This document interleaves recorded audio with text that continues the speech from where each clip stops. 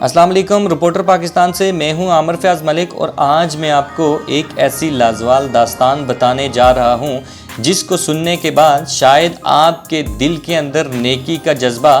پہلے سے زیادہ بڑھ جائے گا۔ پوری دنیا میں مسلمانوں سے جڑی بڑی بڑی لازوال داستانیں تو ضرور رقم ہوئی، لیکن میں آج آپ کو ایک ایسے نام کے بارے میں بتانے جا رہا ہوں جو شاید پاکستان کے مسلمانوں کے لیے اور خاص طور پر جہلم کے لوگوں کے لیے کسی اولیاء اللہ کا مقام رکھتے ہیں، اور یہ نام سے تو شاید ہندو معلوم ہوتے ہیں، پر اصل میں اس ہندو نام کے پیچھے بہت بڑی فراخ دلی اور نیکی کی داستان چھپی ہے، اور شاید اسی داستان اور اسی بڑی نیکی کی وجہ سے اللہ تعالیٰ نے ان کو ایمان پر موت واقع کی۔ کہتے ہیں کہ جہلم کا سب سے بڑا قبرستان جو آج بھی جہلم شہر کے بیچوں بیچ میں موجود ہے، یہ کسی مسلمان نے وقف نہیں کیا تھا، لیکن وقف کرنے والے کی زندگی کا خاتمہ مسلمان ہونے پہ ہوا تھا۔ آئیے اس کہانی کے بارے میں آج آپ کو پوری آگاہی دیتا ہوں۔ وہ کہتے ہیں کہ محسن اسلام محسن جہلم ٹنڈل رام پرساد، بہت کم افراد نے یہ نام شاید سنا ہوگا۔ یہ واقع ہے 1933 کا۔ جناب ٹنڈل رام پرساد نواب آف دکن، جن کی تقریباً 1.25 مربع زمین جہلم میں موجود تھی، اور یہ ان کی زیادہ تر اراضی دکن بھارت میں موجود تھی۔ ان کی ایک رہائش گاہ جو اس زمانے میں بہت ہی عالی شان رہائش گاہ باغ محلہ نز صرافہ بازار جہلم میں موجود تھی، اور شاید یہ عمارت آج بھی اس جگہ پہ موجود ہے۔ نواب آف دکن ٹنڈل رام پرساد ایک انتہائی رحم دل اور درویش صف انسان تھے، گو کہ یہ شخص انتہائی امیر کبیر اور نواب خاندان کا اکلوتا وارث تھا جو کہ منہ میں سونے کا چمچ لے کے پیدا ہوا تھا۔ اہل جہلم میں صرف چند افراد ہی جانتے ہوں گے، نواب آف دکن اکثر اوقات اپنی اراضی دیکھنے دکن سے جہلم تشریف لاتے، اور ان دنوں وہ جہلم ڈھوک عبداللہ کے نزدیک اپنی زمینوں کی دیکھ بھال کر رہے تھے کہ کچھ لوگ ایک بوڑھی عورت کا جنازہ لیے ان کے پاس سے گزرے۔ نواب آف دکن سمجھے کہ شاید یہ کوئی بیمار آدمی ہے اور کسی حکیم کے پاس لے کر جا رہے ہیں۔ تھوڑی دیر گزری تھی کہ وہی باغ محلہ کے افراد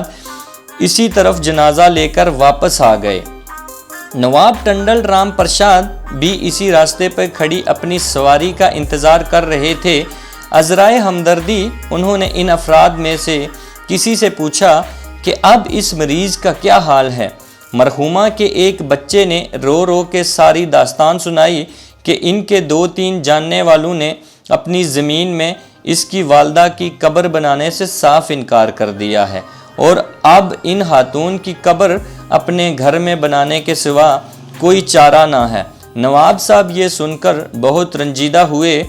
اور بے شک نیکی کرنے کی توفیق اور برائی سے بچنے کی توفیق اللہ ہی کی طرف سے ہے۔ چنانچہ اللہ پاک نے ٹنڈل رام پرساد کے دل میں اس مرحومہ کے لیے رحم ڈالا، اور نواب صاحب نے مرحومہ کے بچوں کو پاس بلایا اور یکدم حیرت انگیز پیشکش کر دی کہ اگر آپ کے مسلمان بھائیوں نے میت دفنانے سے انکار کیا ہے تو آپ پریشان نہ ہوں، یہ زمین یہ جائیداد ادھر کی رہ جانی ہے، البتہ ہم سب انسانوں نے جلد یا بعدیر اس دنیا سے چلے جانا ہے۔ آپ لوگ میری اس زمین پر جس جگہ چاہتے ہیں اپنی والدہ کو دفن کر دیں، اور آج سے میں اپنی یہ 2.25 مربع زمین مسلمانوں کے قبرستان کے لیے وقف کرتا ہوں۔ یہ بات سنتے ہی سب مسلمانوں کی آنکھوں میں کر کے آنسو آ گئے۔ مرحومہ کو دفنانے کے بعد فاتح خوانی کی گئی، اور ٹنڈل رام پرساد